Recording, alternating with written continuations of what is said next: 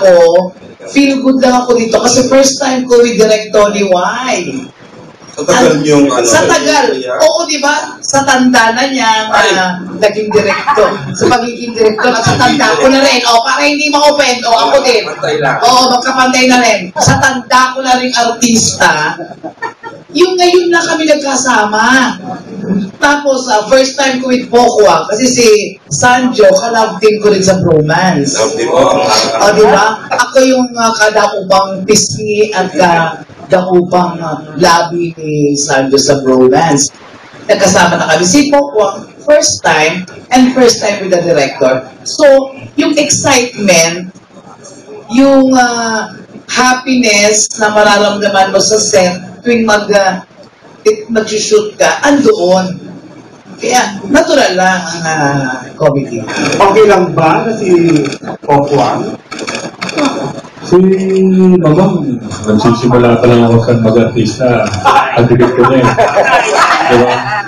Yung unang trabaho ko sa ABS, ano yung kasama ko? Ano sabay kayo, Z? Sa sitcom na Alog-Alog. Okay. Yung kasama ko doon. So, marami na akong pinagdaanan. Nagsama pa kami sa Banana Split. So yun, komportable ako. At saka yung mga harasan namin ni Mama, normal na sa amin yun. Kahit may mga tao na nakakita, parang kumbaga wala na sa amin, kumbaga normal na. Kaya nakakatuwa na nasundan yung team up natin sa Cinco, nagkaroon kami isang buong pelikula.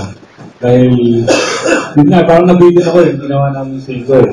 Nakakabitin dahil isang episode lang siya.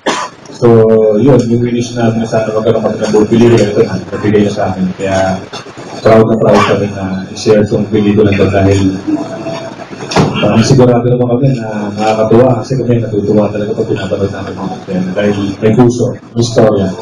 Maganda yung guest na maganda yung naman. First movie mo to Ellen, ano? And then your Star Cinema. Pero she's started, yeah, very light and very happy and interesting. And never direct Tony na before. So, wala. Tawa lang kami ng tawa. Ganun lang, very light. Parang hindi nagkatrabaho.